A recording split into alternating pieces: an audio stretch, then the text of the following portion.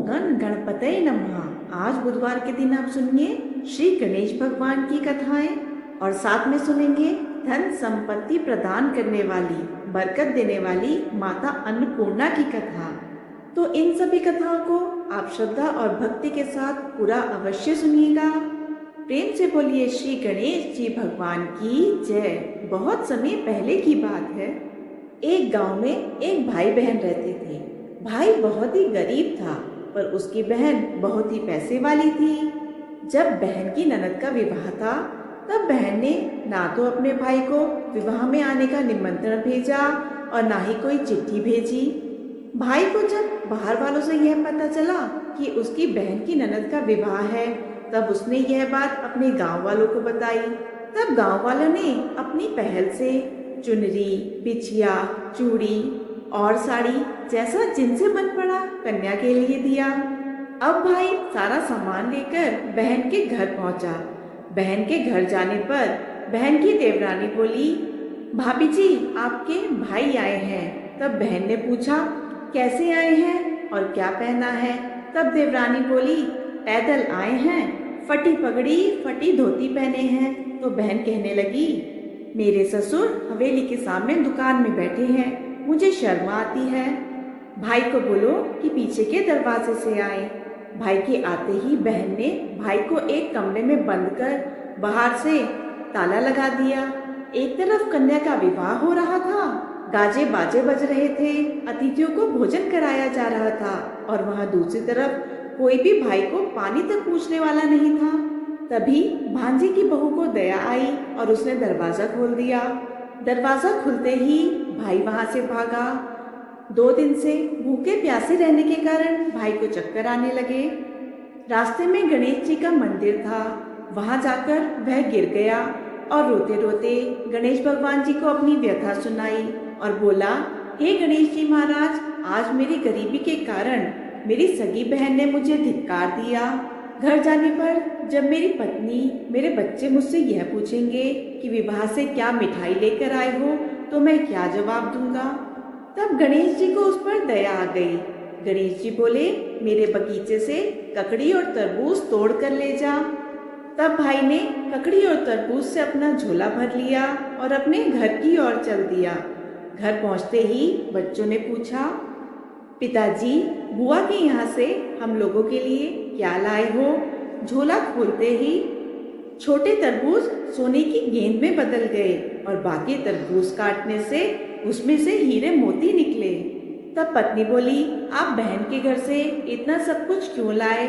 आपकी बहन ने हमको बहुत ज्यादा दे दिया है। भाई ने कुछ भी जवाब नहीं दिया। गणेश भगवान जी की कृपा से उनके दिन बदल गए। भाई का धंधा जोरों शोरों से चलने लगा। धीरे धीरे कीमती कपड़े, जेवर, रहने के लिए मकान बन गए। तब एक बार पत्नी बोली, ननद जी को बुलाकर लाओ। तब भाई नए कपड़े, नए जूते पहनकर रथ लेकर बहन को लेने गया। देवरानी बोली, भाभी जी आपके भाई आए हैं। बहन ने पूछा, कैसे आए हैं और क्या पहना है? तो देवरानी बोली, रथ पे सवार होकर आए हैं, खूब ठाट बाट से आए हैं। तब बहन बोली, मेरे भाई को बोलो घर के सामने से आए, वहां बैठे मेरे ससुर, देवर, जेठ सब देखेंगे। तब बहन ने भाई का बहुत सत्कार किया। भाई बोला, बहन मैं तुझे लेने आया हूँ। तब बहन ने बोला, मुझे भी बहुत दिन हो गए हैं, चलो मैं चलती हूँ। तब भाई बहन को लेकर अपने घर आया। भाई और उसकी पत्नी ने बहन का खूब आदर सत्कार किया, जो चीजें मांगी सब बनवा कर दिया। तब बहन बोली, भाई मुझे जूती चाहिए। तब भाई ने मोची को बुलाकर कहा, मेरी बहन के लिए ऐसी जूती बनाओ जो मुंह से बोले। अब भाई ने बहन को बहुत सारा धन देकर विदा किया, पर अभी तक वह जूती बनकर नहीं आई थी। इधर बहन रवाना होने लगी। तभी मोची जूती लेकर आया। बहन की जूतियां पहनते ही जूती बोली, निर्धन भाई की पैसे वाली बहन, गणेश जी का बगीचा नहीं होता तो आज क्या करती? बहन तब भाई की पत्नी से पूछने लगी, यह आवाज कहाँ से आ रही है? तब भाई बोला, सुबह का समय है, कोई जीव जंतु बोल रहे होंगे। भाई ने घोड़े गाड़ी को जल्दी वहां से जाने को कहा। बहन के जाते ही पत्नी जिद करके बैठ गई कि आप मुझे बताएं कि जूतियां क्या बोल रही थी। तब भाई ने अपनी सारी आप बीती सुनाई कि कैसे बहन ने मुझे 2 दिन भूखा रखा, कमरे में बंद कर दिया था। भांजे की बहू ने दरवाजा खोला, तब मैं बाहर आया और गणेश जी की शरण में जा पहुंचा। गणेश जी की कृपा से हमारे दिन बदले हैं। उसने अपनी पत्नी को सारी बातें बताई। तब पत्नी बोली, अगर मुझे मालूम होता तो मैं आपकी बहन को कुछ भी नहीं देती। मेरा दिया हुआ सब वापस लेकर आओ। तब पति बोला, गणेश भगवान ने हमें सब कुछ दिया है। अगर वह मुझे भूखा प्यासा कमरे में बंद नहीं करती तो मैं गणेश भगवान जी के मंदिर में क्यों जाता? क्या मैं गणेश भगवान जी को अपना दुखड़ा सुनाता? तुम अपना मन मैला मत करो, और अपने पर तो गणेश जी की कृपा है, और हमें अब किस चीज़ की कमी है? तब दोनों गणेश जी के आगे झुककर उन्हें प्रणाम करते हैं और जयकारा लगाते हैं।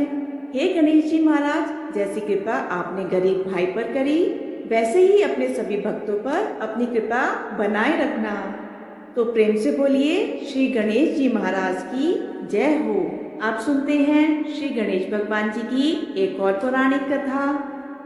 एक बार गणेश भगवान जी गंगा नदी के किनारे तपस्या कर रहे थे। तभी वहां से देवी तुलसी गुजरी। उन्होंने देखा कि युवा गणेश जी तपस्या में लीन थे। वह रत्न जड़ित सिंहासन पर विराजमान थे। उनके समस्त अंगों पर सुगंधित चंदन लगा हुआ था। गले में पारिजात पुष्पों के साथ स्वर्ण मणि रत्नों के अनेक सुंदर हार थे, और उनकी कमर में अत्यंत कोमल रेशम का लाल पीतांबर लिपटा हुआ था। देवी तुलसी गणेश जी के सुंदर स्वरूप पर मोहित हो गई और उनके मन में भगवान गणेश जी से विवाह करने की इच्छा जागृत हो गई। अब माता तुलसी ने विवाह की इच्छा बताने के लिए भगवान गणेश जी का ध्यान भंग कर दिया। भगवान गणेश जी इस बात से न केवल नाराज हो गए, बल्कि माता तुलसी की मंशा जानकर स्वयं को ब्रह्मचारी बताकर उनके विवाह प्रस्ताव को भी अस्वीकार कर दिया।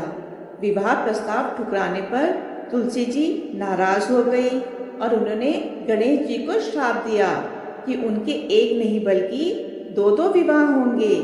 यही कारण है कि आज भगवान गणेश जी की 2 पत्नियां हैं, रिद्धि और सिद्धि।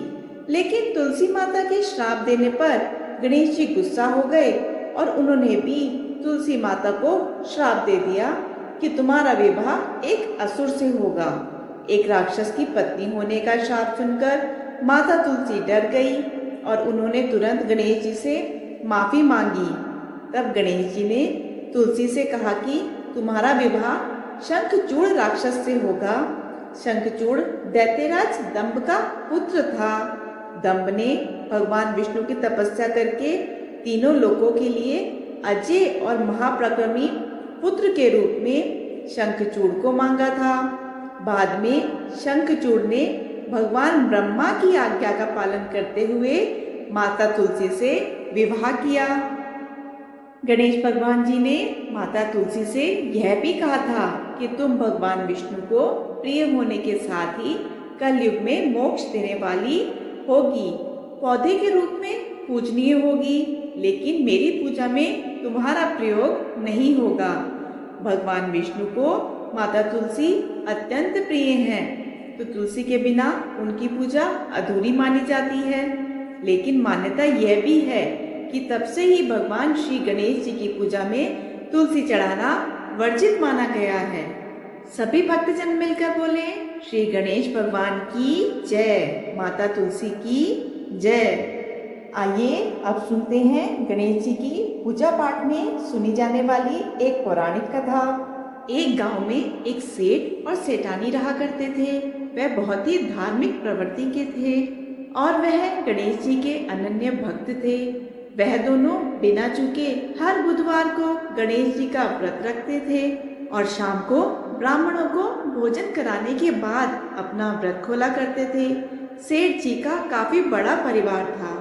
वह सब आपस में बहुत ही प्रेम और भाईचारे के साथ रहते थे, लेकिन सेठानी के कोई संतान नहीं थी। इस विषय पर परिवार और गांव के लोग आपस में बहुत बातें किया करते थे। सभी लोग सेठानी को बांझ बुलाया करते थे। यह सब बातें सुनकर सेठ और सेठानी बहुत दुखी हुआ करते थे। एक बुधवार की बात है, सेठ और सेठानी गणेश भगवान जी की पूजा संपन्न कराकर मंदिर से बाहर आ रहे थे। तभी मंदिर की सीढ़ियों पर एक छोटा सा बच्चा अकेले बैठा हुआ दिखा। बालक को देखते ही दोनों उसके पास गए और उससे पूछा कि तुम्हारे माता पिता कहाँ हैं? पर वह बच्चा अभी छोटा था, उसने बोलना नहीं सीखा था, वह ठीक से बोल भी नहीं पाया। पर वह दोनों सेठ और सेठानी शाम तक बच्चे के पास ही बैठे रहे। तब तक सेठ ने, पंडित जी ने, सेठ जी के नौकरों ने आसपास जाकर बच्चे के माता पिता को ढूंढने की बहुत कोशिश करी, लेकिन उन्हें बच्चे के माता पिता या किसी बच्चे की खोने की कोई खबर ही ना मिली। तब पंडित जी ने वह बच्चा सेठ और सेठानी को अपने घर ले जाने के लिए कहा और यह भी कहा कि अगर बच्चे के माता पिता यहाँ आते हैं तो मैं स्वयं उनको आपके घर ले आऊँगा। तब सेठानी की खुशी का कोई ठिकाना ना रहा। वह दोनों उस नन्हे बालक को खुशी खुशी अपने साथ अपने घर लेकर गए। सेठानी ने बच्चे का नाम अपने आराध्य गणेश जी के नाम पर गणेश रख दिया और बहुत ही प्यार और दुलार से उसका पालन पोषण करने लगी। कुछ दिनों बाद उस गांव में एक ठग पति पत्नी आए। उनका इरादा गांव के सबसे अमीर परिवार को ठगने का था। वह दोनों ठग गणेश मंदिर की सीढ़ियों पर बैठकर सोच विचार कर रहे थे कि तभी वहां पर पंडित जी आ गए और गांव में अनजान लोगों को देखते ही उनसे पूछा, क्या आपका बच्चा खो गया है? वह दोनों तो चोरी चकारी के लिए बहाना ही ढूंढ रहे थे, इसलिए उन दोनों ने तुरंत ही हाँ कह दिया। तब पंडित जी ने कहा कि चिंता की कोई बात नहीं है, आपका बच्चा एक सेठ जी के घर पर पल रहा है। तब पंडित जी उन दोनों ठगों को सेठ जी के घर पर ले गए। गणेश जी के माता पिता आ गए हैं, यह सुनकर सेठ सेठानी बहुत दुखी हुए। अब सेठ जी ने एक दिन के लिए उन दोनों पति पत्नी को अपने अतिथि गृह में ठहराया। अब वह दोनों ठग बस एक मौके की फिराक में ही थे। उसी रात वह दोनों ठग सभी के सो जाने के बाद एक एक कर सभी कमरों की तलाशी लेने लगे। फिर वह दोनों ठग तिजोरी वाले कमरे में पहुंच गए। छानबीन के वक्त होने वाली छोटी मोटी आवाजों से सेठ जी का एक नौकर जाग गया और आवाज की दिशा में तिजोरी वाले कमरे के नजदीक आ गया। उसने जब चुपके से वहां झांक कर देखा तो वह दोनों ही मेहमान घर का कीमती सामान चुरा रहे थे। नौकर ने यह देखते ही बाहर से चुपके से कमरे की कुंडी लगा दी और चोर चोर बोलकर घर में हल्ला मचा दिया। चोर चोर की आवाज सुनते ही घर के सभी लोग एक जगह इकट्ठा हो गए। तब सेठ जी ने उस चोर पति पत्नी को कमरे से बाहर निकाला और सुबह ही पंचायत में हाजिर कर दिया। तब सेठ जी ने सरपंच को पूरा मसला बताया और कहा कि यह दोनों तो चोर हैं, हम अपने पुत्र गणेश को इनको नहीं देंगे। लेकिन वह दोनों पति पत्नी अपनी जिद पर ही अड़ गए और बच्चे को ले जाने की जिद करने लगे। अब सरपंच जी ने इस समस्या का एक तोड़ निकाला। उन्होंने सेठानी और दूसरी औरत को गणेश जी के सामने खड़ा कर दिया और कहा, जिसके भी आंचल से दूध की धार गणेश के मुंह में जाएगी वह बालक उसी माता के पास रहेगा। फिर वह दोनों अपने अपने आंचल मुंह के सामने फैलाकर खड़ी हो गई। सेठानी जी मन ही मन गणेश भगवान का जप कर रही थी। देखते देखते भगवान गणेश की कृपा से दूध की एक धार गणेश जी के मुंह में गिरी। इस तरह बालक गणेश सेठ और सेठानी के साथ हमेशा के लिए रहने लगा। बोलिए गणेश जी भगवान की जय। आइए अब सुनते हैं धन संपत्ति प्रदान करने वाली घर में बरकत लाने वाली माता अन्नपूर्णा की बड़ी ही दुर्लभ कथा। इस कथा को श्रद्धा और भक्ति के साथ पूरा अवश्य सुने। प्राचीन काल की बात है, पुरुषोत्तमपुर नामक गांव में एक बहुत ही धर्मात्मा सेठ रहा करते थे। उनके 5 पुत्र और सबसे छोटी एक पुत्री थी। उस पुत्री का नाम गौरी था। सेठ जी का भरा पूरा परिवार था। सेठ जी ने अपने सभी 5 पुत्रों का विवाह कर दिया था और जब छोटी बेटी गौरी विवाह के योग्य हुई तो उन्होंने उसका विवाह एक दूसरे नगर के अपने ही समाज के धनी परिवार में कर दिया। अब सेठ जी की पुत्री गौरी दुल्हन बनकर जिस घर में गई, वहाँ उसका पति अपने माता पिता का इकलौता पुत्र था। अब गौरी बड़ी ही प्रसन्नता पूर्वक अपने ससुराल में रहने लगी।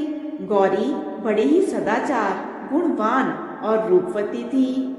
एक दिन की बात है, जब 1.25 महीना हो गया तो सास ने गौरी को रसोई संभालने के लिए दे दिया। रसोई की सब बातें समझकर गौरी अपनी सासू माँ के पांव छूकर रसोई में प्रवेश करती है। तब सास ने कहा, बहू रोज सुबह जल्दी उठकर पूजा पाठ कर तब रसोई में प्रवेश करना, फिर खाना बनाना और रोटी बनाते समय पहली रोटी गाय को और अंतिम रोटी कुत्ते की बनाना मत भूलना। इस प्रकार सास ने गौरी को सब कुछ समझा दिया। गौरी अपने परिवार के 4 लोगों का खाना बनाती है और सबको प्रेम पूर्वक खिलाती है। जब वह स्वयं अंत में खाना खाने बैठती है तो देखती है कि उसके लिए तो रोटी बची ही नहीं। तब वह चावल दाल सब्जी खाकर ही अंत में पानी पीकर सो जाती है। अब जब शाम होती है तो गौरी ने सुबह से ज्यादा आटा लगाया और रोटी सब्जी बनाकर रख दी। जब रात्रि में जब सब लोगों ने खाना खा लिया, उसके बाद जब गौरी खाना खाने बैठी तो देखती है रोटी के डब्बे में एक भी रोटी नहीं थी। यह देखकर गौरी को बहुत ही आश्चर्य होता है कि उसने तो सुबह से भी ज्यादा आटा लगाया था, लेकिन डब्बे में तो रोटियां बची ही नहीं। अब वह सिर्फ सब्जी खाकर और पानी पीकर सो जाती है। अगले दिन फिर उसने 2 गुना ज्यादा आटा लगाया और रोटियां बनाई, लेकिन फिर से उसे रोटी नहीं मिली। सभी रोटियां खत्म हो गई थी। अब उस दिन भी आधे पेट खाना खाकर ही उसे रहना पड़ा। इसी प्रकार गौरी चाहे जितना भी आटा लगाती, रोटियां उसे नहीं मिलती थी। यह रोज का काम हो गया था। आखिर वह सोचने लगी, कौन नहीं चाहता कि मैं रोटियां नहीं खाऊं, मैं पेट ना भरूं। अब गौरी इसी आस में रोज आटा ज्यादा गूंथती कि उसे किसी न किसी दिन रोटियां जरूर मिलेंगी, लेकिन ऐसा नहीं होता है। ऐसा करते करते वह बहुत कमजोर और दुबली पतली हो गई। तो प्रिय भक्तों, ऐसे ही एक दिन की बात है, जब गौरी रसोई में सब्जियां काट रही थी, तब गलती से उसका चाकू से हाथ कट जाता है और वह रोटियां नहीं बना पाती। तब उसकी सासू माँ ने कहा, बहू रहने दो, रोटियां आज मैं बना देती हूँ। पर गौरी ने कहा, नहीं सासू माँ, आप आटा लगा दीजिए, मैं रोटियां बना दूंगी। तो प्रिय भक्तों, उस दिन सासू माँ ने आटा लगाया और वह गौरी को दिया। अब गौरी ने उस आटे की रोटियां बनाकर रख दी।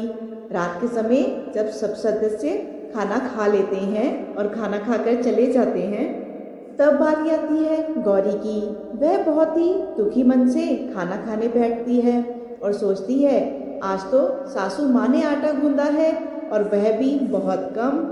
आज तो मेरे लिए रोटियां बची ही नहीं होंगी। यह सोचकर गौरी मन ही मन बहुत दुखी होती है। पर जब वह रोटी के डब्बे को खोलती है तो उसने देखा कि उसमें 4-5 रोटियां पड़ी हैं। यह देखकर गौरी बहुत खुश होती है। अब क्या था, ऐसे ही अगले 7 दिनों तक बहू की सासू माँ आटा गूंथती रही और गौरी रोटियां बनाती रही। अब बहू को रोज रोटियां मिलने लगी। इन 7 दिन बहू ने भर पेट खाना खाया। पर जब 8वां दिन आया तो बहू का हाथ भी ठीक हो गया था। तब सासू माँ ने कहा, बेटा गौरी, क्या मैं आटा गूंथ दूं? कि तुम आटा गूंथ लोगी? तब गौरी ने कहा, नहीं माँ, मेरा हाथ अब ठीक हो गया है, मैं आटा गूंथ लूँगी। उस दिन गौरी ने आटा गूंथा और रोटियां बनाई, सबको प्रेम पूर्वक खाना खिलाया। और जब उसकी खाना खाने की बारी आई तो उसने देखा कि रोटी के डब्बे में तो रोटियां हैं ही नहीं। यह देखकर गौरी बहुत आश्चर्य में पड़ जाती है और सोचती है कि जब तक सासू माँ ने आटा लगाया तब तक तो मुझे रोटियां मिल रही थी, पर जब से मैं आटा गूंथने लगी मुझे तो रोटियां ही नहीं बनती, जबकि सासू माँ मुझसे बहुत ही कम आटा गूंथती थी। इसके बाद भी मुझे भरपेट रोटियां खाने को मिल रही थी। आखिर ऐसी क्या बात है? यह सोचकर गौरी पूरा दिन दुखी रहने लगी। एक दिन की बात है, गौरी के पति ने पूछा, गौरी तुम इतना उदास क्यों रहती हो? इतना सारा धन संपत्ति सब तुम्हारा ही तो है, तुम्हें कोई रोकने टोकने वाला भी नहीं है। तुम अपने मन से अपनी पसंद का भोजन बनाकर खाती हो, फिर भी दिन प्रतिदिन तुम इतनी कमजोर क्यों होती जा रही हो? गौरी ने लाज और संकोच से अपने पति को कुछ भी नहीं बताया। फिर उसके पति ने सोचा शायद उसे अपने माता पिता की याद आ रही है, इसलिए अगले दिन गौरी का पति अपने माता पिता से कहता है कि पिताजी, मुझे लगता है कि गौरी को उसके माता पिता की याद आ रही है, मैं उसे उसके मायके ले जाकर सबसे मिलवा लाता हूँ। यह बात सुनकर गौरी के सास ससुर राजी हो जाते हैं और उसे जाने की अनुमति दे देते हैं और कहते हैं, बेटा अगर बहू को उसके माता पिता से मिलकर प्रसन्नता होती है तो उसे जरूर ले जाओ। अब गौरी का पति उसे लेकर उसके मायके जाता है। दामाद और गौरी को देखकर उनका बहुत ही आव भगत होता है। तरह तरह के व्यंजन बनाए जाते हैं, उन्हें खिलाए जाते हैं, बहुत सेवा सत्कार होता है। उसी दिन रात्रि में समय मिलने पर गौरी की माँ ने उसे कोने में ले जाकर पूछा कि बेटी, तुम इतनी दुबली पतली कैसे हो गई? तुम तो बहुत ही कमजोर दिख रही हो, क्या बात है? तुम्हें कौन सी बात खाई जाती है? क्या तुम्हारे ससुराल वाले तुम्हारी चिंता नहीं करते, तुम्हें दुख देते हैं? या ऐसी कौन सी बात है जिससे तुम्हारी यह दशा हो गई है? अपनी माँ की बात सुनकर गौरी अपनी सारी परेशानी, सारी चिंताएं सब कुछ माँ को बता देती है। अपनी बेटी की बात सुनकर माँ ने कहा, बेटी हमें लगता है कि माता अन्नपूर्णा तुमसे नाराज हो गई हैं। इस विषय में तो मैं कुछ भी नहीं कर सकती, क्योंकि तुम्हारे ससुराल में हमारा बोलने का कोई अधिकार नहीं है। इसलिए मैं तो कहूँगी कि यहाँ से जाने के बाद तुम अपनी सास ससुर से बात करना, वही तुम्हें कुछ हल बताएंगे और तुम्हारी समस्या का समाधान होगा। बेटी, माँ अन्नपूर्णा जिससे नाराज होती है उसके साथ ऐसा ही होता है। अब अपनी माँ की बातें सुनकर गौरी यह निश्चय करती है कि वह सारी बातें अपनी सासू माँ से कहेगी। अब सुबह का समय होता है तो गौरी अपने माता पिता से विदाई लेकर अपने ससुराल आ जाती है और ससुराल आने के बाद गौरी सब बात अपने पति और सास ससुर से कह देती है। वो अपनी सास से कहती है, माँ जी, मैंने जब से रसोई संभाली है, मैं खाना बनाती हूँ, तब से मेरे लिए एक भी दिन रोटियां नहीं बचती। किसी दिन बिना खाए ही सो जाती हूँ, किसी दिन पानी पीकर ही सो जाती हूँ, किसी दिन चावल सब्जी खाकर सो जाती हूँ, रोटी तो मुझे मिलती ही नहीं है। और माँ जी, आपको याद है मेरा हाथ कटा था, उस समय आप आटा गूंदा करती थी और वह भी बहुत कम, फिर भी मेरे लिए तब रोटियां बच जाया करती थी। उस समय मैं भरपेट खाना खाती थी, पर अब जब मेरे हाथ का घाव ठीक हो गया तब से मैं आटा गूंदने लगी और रोटियां बनाने लगी। अब मेरे लिए रोटियां नहीं बचती और मैं आधे पेट ही खाना खाती हूँ। अपनी बहू की बात सुनकर सास को सब कुछ समझ आ गया। सास ने कहा कि बहू, ये शायद मेरी ही गलती है, मैंने तुम्हें सब कुछ सिखाया, सब कुछ बताया, लेकिन एक बहुत जरूरी बात तो मैं तुम्हें बताना भूल ही गई। ऐसा कहकर सास अपनी बहू का हाथ पकड़कर उसे रसोई में ले जाती है। एक परात में आटा निकालकर उसे अच्छे से गूंथती है। उसके बाद उस गूंधे हुए आटे पर अपनी उंगलियों के 5 छाप लगा देती है और कहती है, बहू, यह माँ अन्नपूर्णा का छाप होता है, उनका चिन्ह माना जाता है। आटा लगाने के बाद कोई भी स्त्री अगर इस तरह छाप लगाती है तो उसके घर में बरकत होती है। इसका अर्थ ये है कि माता अन्नपूर्णा की कृपा सभी परिवार वालों पर बरसे और कोई भी सदस्य भूखा ना सोए। बहू, मैं तुम्हें यह बताना भूल गई, तुम आटा लगाते वक्त उस पर अपनी 5 उंगलियों का छाप छोड़ देना और माँ अन्नपूर्णा अवश्य तुम पर कृपा करेंगी। तुम कभी भी खाली पेट भूखे नहीं सोओगी। यह बरकत का चिन्ह होता है। अब अपनी सासू माँ की बात सुनकर बहू रोज आटा गूंथती और उस पर अपनी 5 उंगलियों का चिन्ह छोड़ देती और रोटियां बनाती। अब बहू को हर रोज भरपेट रोटियां मिलने लगी। वह अच्छे से भोजन करने लगी और स्वस्थ भी हो गई। माँ अन्नपूर्णा की कृपा उस पर बरसने लगी। उसके हाथ में माँ अन्नपूर्णा का वास हो गया। घर का कोई भी सदस्य भूखा नहीं रहता। कोई भी मेहमान आता या फिर कोई भिक्षुक भी आता तो वह उसे भी खाना खिलाकर ही विदा करती। इस प्रकार बहू के ऐसा करने से उसके घर में बरकत होने लगी, अन्न की वर्षा होने लगी। तो प्रिय भक्तजनों, आटे को गूंथकर उस पर 5 उंगलियों की छाप लगाना हमारी पुरानी परंपरा है। यह माता लक्ष्मी जी और माता अन्नपूर्णा का चिन्ह माना जाता है। ऐसा करने से माता अन्नपूर्णा सदैव प्रसन्न रहती है और घर वालों पर अपनी कृपा दृष्टि बनाए रखती है। हमारे पूर्वजों से लेकर अब तक यह परंपरा चली आ रही है। माताएं बहनें अपनी 5 उंगलियों की छाप आटे पर अवश्य लगाती हैं और माँ अन्नपूर्णा से प्रार्थना करती हैं कि सबका पेट भरना, सबका कल्याण करना और हम पे अन्न धन की वर्षा करना। तो प्रेम से बोलिए अन्नपूर्णा माता की जय। ओम नमः शिवाय। जय माता दी, जय भोलेनाथ। ओम श्री गणेशाय नमः। आज की कथाएं अगर आपको पसंद आती हैं तो इन कथाओं को लाइक कर कमेंट बॉक्स में श्री गणेश भगवान की जय लिखकर चैनल को सब्सक्राइब जरूर कीजिएगा। धन्यवाद।